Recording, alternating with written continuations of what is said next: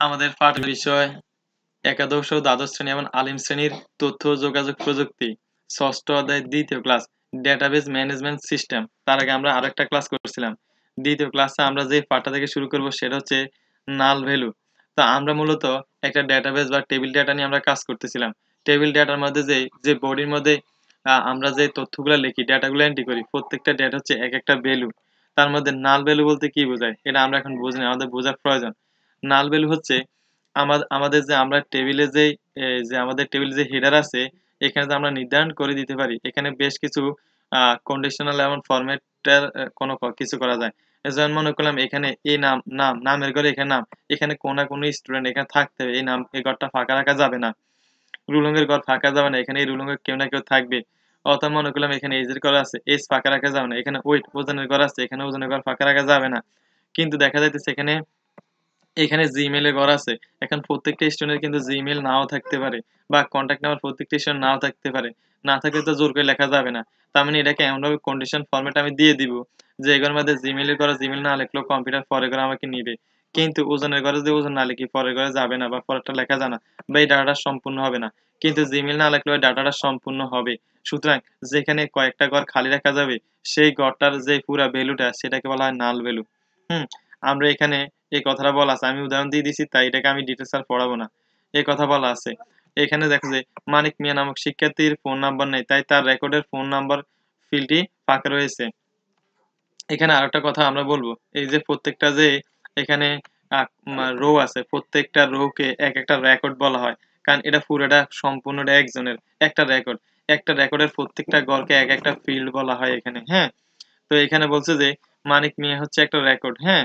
সে রেকর্ডের মধ্যে একটা ফিল্ড হচ্ছে ফিল্ড নাম্বার ফাঁকা। কোনটা? যেখানে ওদের কন্টাক্ট নাম্বার নিবে।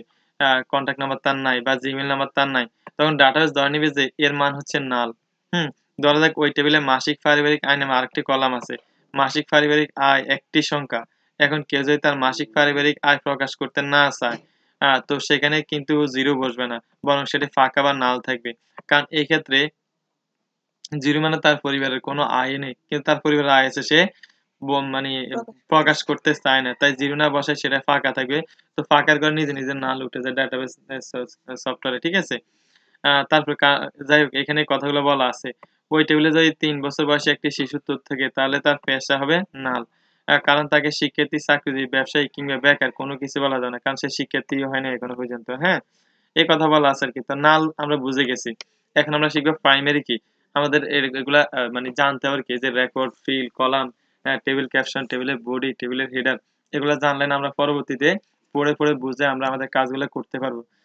তারপর বলছে প্রাইমারি কি হচ্ছে একটি টেবিলের নির্দিষ্ট কলাম যেটি দিয়ে প্রতিটি রেকর্ডকে আলাদাভাবে চিহ্নিত করা যায়। দেখো প্রাইমারি কি হচ্ছে একটি টেবিলের নির্দিষ্ট একটা কলাম, একটা নির্দিষ্ট কলাম, যে কলামটা দিয়ে প্রতিটি রেকর্ডকে আলাদাভাবে চিহ্নিত করা যাবে। আমরা যে এখানে কথা বলি, আমরা কাকে দিয়ে চিহ্নিত করতে পারবো এখানে? যেমন মনে করো যে আমাদের রুল লং দিয়ে চিহ্নিত করতে পারি, অথবা আমরা মনে করো শ্রেণী দিয়ে করা যাবে না। কারণ আমরা যদি এমন একটা ডেটা তৈরি করি একই ক্লাসে সবাই অষ্টম, সবাই অষ্টম, বা সবাই 11 ঠিক না? তখন আমরা কি করতে পারি? নাম নাম দিয়ে প্রত্যেকটা চিহ্নিত করতে পারি। আবার দেখা যায় যে একই নাম তো একাধিক হইতে পারে। তার মানে নাম দিয়ে চিহ্নিত করা যাবে না। মেবি রুল নং দিয়ে চিহ্নিত করা যাবে। ঠিক না? তাহলে আমরা রুল নম্বর দিয়ে আমরা প্রত্যেকটা রেকর্ডকে চিহ্নিত করব। সুতরাং রুল নং এর কলামটা এখানে হবে প্রাইমারি কি। আমরা বুঝে গেলাম আসলে করে ব্যাপারটা। তারপরে এখানে যেটা লিখছে এখানে আরেকটু দেখি ওরা উদাহরণ দিছে। বলছে যে শিক্ষার্থী টেবিলে কোন কলাম দিয়ে প্রতিটি শিক্ষার্থী আলাদাভাবে চিহ্নিত করা যায়? নাম দিয়ে করা যাবে না। কারণ একই শ্রেণীতে একাধিক নাম থাকতে পারে। এই কথা এখানে বলা আছে। তা আমরা বুঝে গেছি। ঠিক আছে? তারপর হচ্ছে কারণ হচ্ছে ৩ আ তারপর হচ্ছে যে আ রোল নাম্বার প্রাইমারি কি হতে পারে না। ওই যে আমি বললাম হতে পারে, এ বলছে হতে পারে না। রোল নাম্বারও প্রাইমারি কি হতে পারে না। কারণ প্রতিটি শ্রেণীতে রুল ১, ২, ৩ ইত্যাদি রয়েছে। এখানে স্বতন্ত্রভাবে কথা বলছে। যে পুরা স্কুলে যদি আমাদের ৬০০০ স্টুডেন্ট থাকে, প্রত্যেকটা স্টুডেন্টকে আমরা কিভাবে আলাদাভাবে চিনব? তাহলে তো যদি প্রত্যেকটা ক্লাসে যদি একটা ডাটাবেস করি, হ্যাঁ? মানে পুরা ৬০০০ স্টুডেন্টের একসাথে ডাটাবেস করি, তাহলে তো সেখানে একই ফোন মানে যতগুলা ক্লাস ততগুলা ক্লাসের রোল নং ১ আছে। তার মানে কোনটা হতে পারে? দেখি এখানে কি লিখছে। বলছে তাহলে উপরে যে শিক্ষার্থীর টেবিল তৈরি করা হয়েছে সেখানে কোনো প্রাইমারি কি নেই? অথবা শ্রেণীর শাখা ও রোল নম্বর এই ৩ কলাম মিলে একটি প্রাইমারি কি হতে পারে? মানে আমরা যদি একাধিক যোগ করি, নাম প্লাস বাবার নাম, মায়ের নাম, অথবা রোল নম্বর, নাম এবং ক্লাস ৩ টা যদি একত্রে দিয়ে দেই। বলছে কারণ এই তিনটি তথ্য একসঙ্গে করলে আমরা প্রতিটি শিক্ষার্থী আলাদা করতে পারি। যখন একাধিক কলাম মিলে প্রাইমারি কি তৈরি করা হয় তখন তাকে বলা হয় কম্পোজিট কি। তাহলে প্রাইমারি কি কি এটা বুঝে গেলাম, কম্পোজিট কি সেটা বুঝে গেলাম। কিন্তু যদি একই ক্লাসের মধ্যে যদি ডাটাবেস হয়, যেমন এইটার হলো শুধু ক শাখা বা খ শাখা, তাহলে কিন্তু আমরা ওই টেবিলটাতে একটা প্রাইমারি কি স্পষ্ট উল্লেখ দিয়ে করে নিতে পারি। ওকে, ডেটাবেস টেবিল তৈরি করার সময় কোন কলামটি প্রাইমারি কি হতে পারে তা চিহ্নিত করতে হলে সেটি আলাদাভাবে উল্লেখ করে দিতে হবে। আবার কোনো সময় প্রাইমারি কি চিহ্নিত করা সম্ভব নাও হতে পারে, তখন শুরুতে একটি কলাম যোগ করা হয়। এটি একটি মানে ওই যে ID number, student ID number দিতে পারি অথবা স্টুডেন্ট সিরিয়াল নাম্বার দিতে পারি, এরকম একটা কিছু যুক্ত করে দিই, সেটাকে আমরা প্রাইমারি কি করে নিতে পারি। ঠিক আছে, আসলে কোনো সমস্যারে এমন কোনো সমস্যা নেই যেটা সমাধান নেই, সব সমস্যার সমাধান আছে। সাধারণত টেবিলে আইডি নামের একটি কলাম, এই কথা বলা আছে। ঠিক আছে, এরপরে বলছে যে যেটি ইন্টিজার টাইপের ডেটা ধারণ করবে, মানে পূর্ণ সংখ্যার আর কি। ইন্টিজার মানে কি পূর্ণ সংখ্যা ডেটা ধারণ করবে, এর সঙ্গে অটো ইনক্রিমেন্ট দিয়ে দিবে। মানে তুমি এটা যদি দিয়ে দাও অটোমেটিক এটা নিজে 1 2 3 চলে আসবে। তুমি যদি 100 থেকে দাও 101 100 2 103, তুমি যদি 1000 থেকে দাও 1000 থেকে এটা অটোমেটিক ভাবে চলে আসবে। ঠিক আছে, নিজে নিজে চলে আসবে, তুমি দিতে হবে না, নিজে নিজে চলে আসবে। ঠিক আছে, তারপরে রিলেশনাল ডাটাবেস সব টেবিলে প্রাইমারি কি থাকতে পারে। রিলেশনাল যত ডাটাবেস আছে সব ধরনের ডাটাবেসে প্রাইমারি কি থাকতে পারে। যদিও প্রাইমারি কি ছাড়াও টেবিল তৈরি করা যায়, সেক্ষেত্রে অনেক সময় ডাটাবেস নিজে একটি প্রাইমারি কি তৈরি করে নেয়, মানে অটোমেটিক তৈরি করে নেয়। আর বর্তমানে যে ডাটাবেস ম্যানেজমেন্ট সফটওয়্যারগুলো আছে সেগুলো আরো বেশি উন্নত হয়ে গেছে, সুতরাং আমাদের এগুলো নিয়ে কোনো চিন্তা করতে হবে না। শিক্ষার্থীর টেবিলের শ্রেণী শাখা রুল এই তিনটি কলাম মিলে প্রাইমারি কি তৈরি করা যায়। তবে এখানে একটি সমস্যা হতে পারে, মানে ৩ কলাম মিলে যদি আমি একটা প্রাইমারি কি তৈরি করি তাহলে যে সমস্যাটা হবে সেটা হবে এভাবে টেবিল তৈরি করলে আমরা কেবল বর্তমানে শিক্ষার্থীর তথ্য রাখতে পারবো, অতীতের শিক্ষার্থীর তথ্য রাখা সম্ভব হবে না। যেমন ৫ বছর আগের কোনো শিক্ষার্থী যে পড়তে ৭ম শ্রেণীর দিবা শাখা, যার রুল নম্বর ছিল ২, তাকে আলাদাভাবে বের করা যাবে না। অর্থাৎ এক কথায় সেটা মানে ৩ কলাম মিলে ২ কলাম মিলে ১ কলাম মিলে আমরা প্রাইমারি কি তৈরি না করে আমরা আলাদা একটা কলাম নিয়ে স্টুডেন্ট আইডি দিয়ে দিব। এটা সহজ অটোমেটিক ভাবে সেটা প্রাইমারি কি তৈরি করে নিবে। তারপর বলছে যে আ এখানে বলছে তারপর বলছে বাংলাদেশের প্রতিটি প্রাপ্তবয়স্ক মানুষের একটি করে জাতীয় পরিচয়পত্র আছে যাকে ন্যাশনাল আইডি কার্ড বলে। যেখানে সেখানে কিন্তু প্রতিটি মানুষকে আলাদা নাম্বার দিয়ে চিহ্নিত করা হয় এবং কখনো ২ জন মানুষের নাম্বার এক হতে পারে না। এটা হচ্ছে বেটার। ঠিক আছে? কারণ নাম এবং বাবার নাম, মায়ের নাম মিলিয়ে যেতে পারে। এই ৩ টা মিলিয়ে যেতে পারে। এটাও সহজ। সিগনেচার মিলিয়ে যেতে পারে, গ্রাম এগুলো মিলিয়ে যায়। ডেট অফ বার্থ ও মিলিয়ে যেতে পারে। কারণ এক দেশে একজন জন্মগ্রহণ করেন এক দেশে।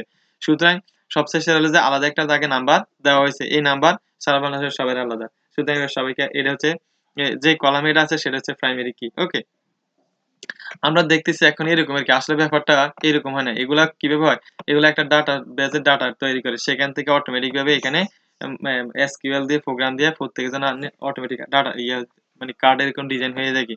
যদিও আগে ডিজাইন করে নিতে হয়, একটা ডিজাইন করে নিতে হয়, বাকিগুলো অটোমেটিক ভাবে হয়ে যায় কি আরকি।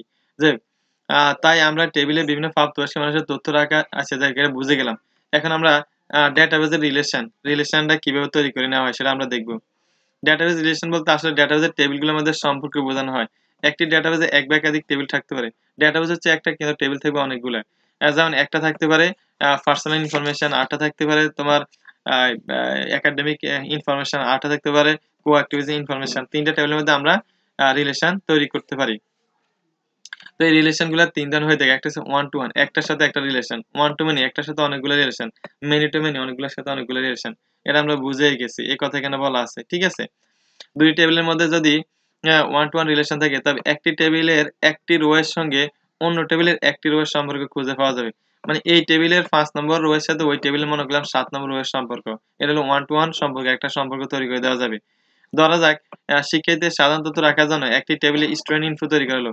মানে আমাদের টেবিলের ক্যাপশন হচ্ছে স্টুডেন্ট ইনফো। ঠিক আছে? মানে স্টুডেন্ট ইনফরমেশন, যেটাকে আমি বলছিলাম তখন পার্সোনাল ইনফরমেশন। আবার শিক্ষার্থীদের যোগাযোগ ঠিকানা রাখার জন্য আরেকটা তৈরি করলো, সেটা হলো স্টুডেন্ট টেবিল কন্টাক্ট। ২ টা করে নেওয়া হয়েছে। টেবিলটি নিম্নরূপ। এখানে দেওয়া আছে এখানে পার্সোনাল ইনফরমেশন, এখানে হচ্ছে কন্টাক্ট ইনফরমেশন। ওকে? ২ টা টেবিল আমরা তৈরি করলাম। একই ডাটাবেসের অধীনে ২ টা টেবিল।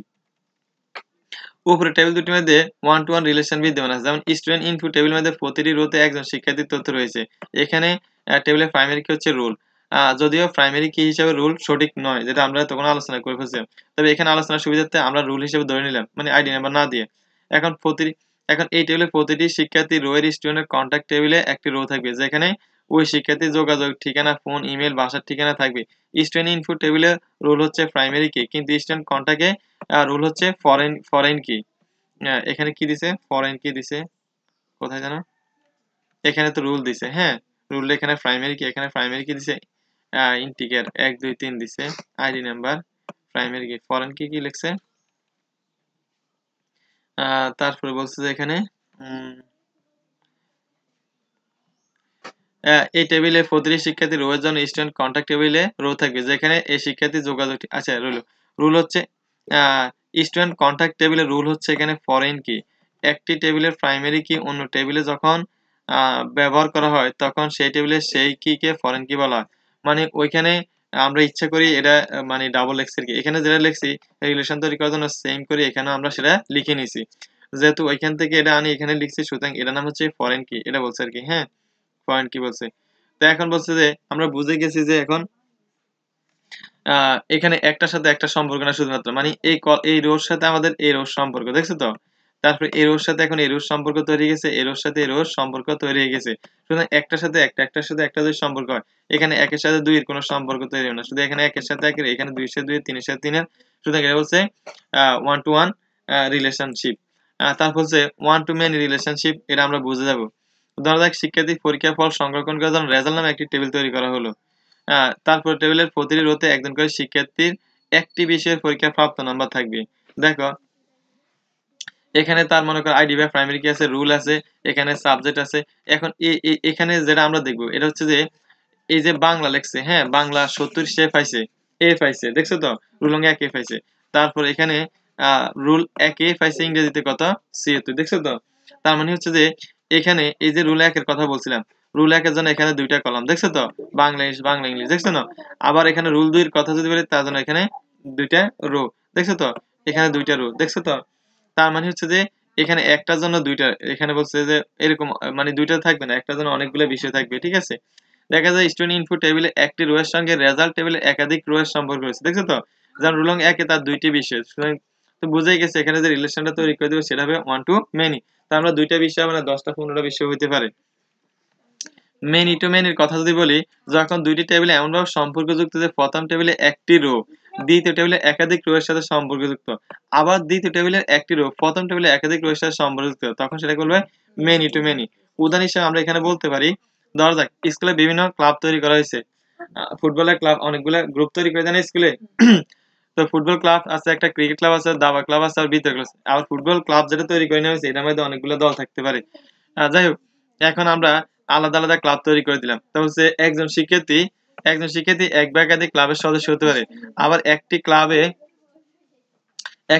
একাধিক শিক্ষার্থীও থাকতে পারে, নিচে ক্লাব টেবিলটি দেখানো হলো। তাহলে দেখো ক্রিকেট ক্লাবের মধ্যে এখানে কি আছে, রুহুল আছে। আবার ফুটবল ক্লাবে কি আছে, শহীদুল আছে। ডিবেটিং ক্লাবে কি আছে, সুমন আছে। সিজ ক্লাবে কি আছে, ফাতেমা আক্তার আছে। ওকে, এখন বলছে এই টেবিলে প্রাইমারি কি হচ্ছে নেম, প্রতিটি ক্লাবের অনন্য ইউনিক নাম থাকবে, একই নামে একাধিক ক্লাব থাকতে পারে না। এখন স্টুডেন্ট ইনফো ওই যে টেবিলটা আর এখানে ক্লাবটা, এই দুটোর মধ্যে আমরা সম্পর্ক তৈরি করে নিব। এখন দেখা যাবে যে এই যে রুহুল আমিন সে যে ক্রিকেট ক্লাবে আছে, হ্যাঁ, তারপরে শহীদুল ইসলাম, এখানে আমরা যদি দেখবো যে আমাদের এর আগে যে দুইটা ডাটা তৈরি করলাম, দুটোটা ডাটাতে রুহুল আমিন থাকতে পারে, দুইটা ডাটাতে শহীদুল ইসলাম থাকতে পারে, সুমন থাকতে পারে, ফাতেমা থাকতে পারে।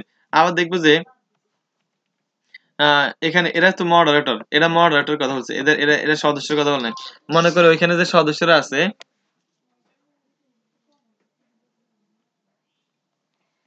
ওইখানে যে সদস্যরা আছে তারা কেউ ক্রিকেট ক্লাবও থাকতে পারে, ফুটবলও থাকতে পারে, ডিবেটিংও থাকতে পারে, সাইডও থাকতে পারে। ওকে, আবার ওইখানে কেউ দুইটা থাকতে পারে, আবার যে কোনো দুইটা থাকতে পারে, এই কথাগুলো বলছে আর কি। হ্যাঁ, তখন এদের মধ্যে রিলেশন তৈরি করা হবে, তখন হবে মেনি টু মেনি রিলেশন। এখানে সেটা লিখছে, স্টুডেন্ট ক্লাবের কথা বলছে। তো যাই হোক, তারপর বলছে যে মেনি টু মেনি রিলেশনের জন্য এরকম একটি টেবিল তৈরি করতে হয় যার কাজ হচ্ছে মূল টেবিল দুটিকে যুক্ত করা হবে। ওকে, তা আমরা মোটামুটি ভাবে রিলেশন বা ডাটাবেজ রিলেশনটা আমরা বুঝে গেলাম। এখন আমরা পরবর্তী পার্টে নিয়ে আলোচনা করব এসকিউএল বা সিকিউএল বলা হয়, সিকিউএল অনেকে পড়ে, আমরা সেটা পরবর্তী ক্লাস থেকে আলোচনা করবো। আজকে ক্লাসটা এখানে শেষ করলাম, ধন্যবাদ সবাইকে।